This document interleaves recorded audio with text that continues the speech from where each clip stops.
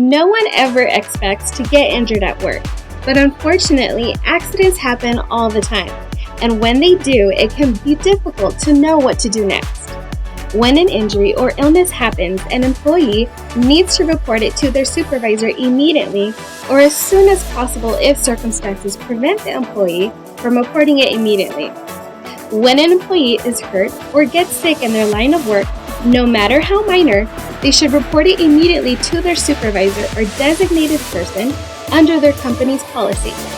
Minor injuries, much like a near miss or a warning that a workplace hazard may not be properly trained for or guarded against.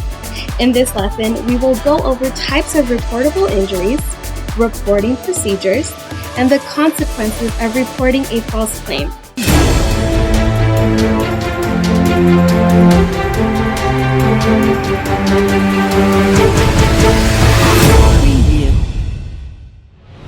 Work-related injuries and illnesses are categorized separately because injuries are usually caused by a singular accident or event, while illness is caused by continuous exposure to a hazard over an extended period of time.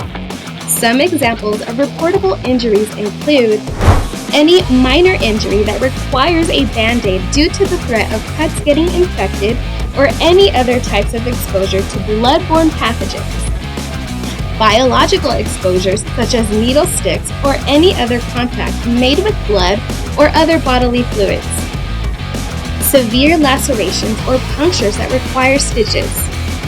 Sprains, broken bones, amputations, injuries involving hospital treatment, ambulance transport, or time away from work, and injuries resulting from the exposure to chemicals. Work-related illnesses can also be very serious, and if not diagnosed promptly, some can be fatal. Due to the nature of illnesses, it may take some time for symptoms to appear. Symptoms and a diagnosis should be reported as soon as possible. Examples of work-related illness include, but are not limited to, chemical poisoning, temperature-related illness, noise-induced hearing loss, NIHL, occupational dermatitis, occupational asthma, or musculoskeletal disorders, MSD.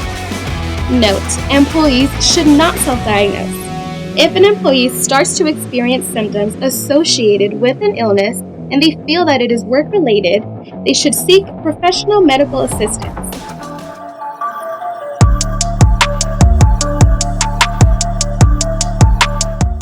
Employees should always follow their company's specific procedures for reporting injuries and illnesses that occur at work. Injuries and illnesses should be reported immediately or as soon as possible.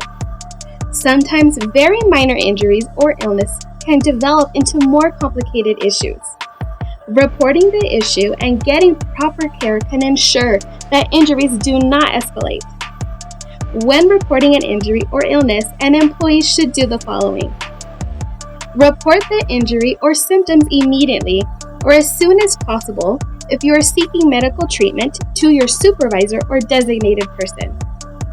Give details about the injury or symptoms, including date, time, description of the work area, and activities being performed, the names of witnesses or coworkers who aided the employee, and symptoms, if applicable. If possible, also give an estimated time of when symptoms first appeared. And fill out any forms that relate to the reporting of a work-related injury or illness. Depending on the situation, your employer may give you a form for your medical provider or other medical professional to fill out. Return this form as soon as possible to your supervisor or designated person. Keep your supervisor or designated person up to date on any ongoing medical treatment or accommodations that you are receiving or will need.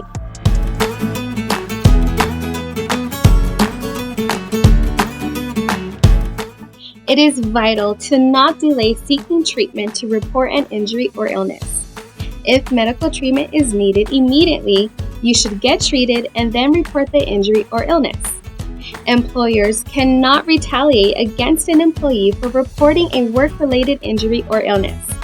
However, Any abuses of the workers' compensation system will not be tolerated. It is a crime for an employee to knowingly file a fraudulent workers' compensation claim.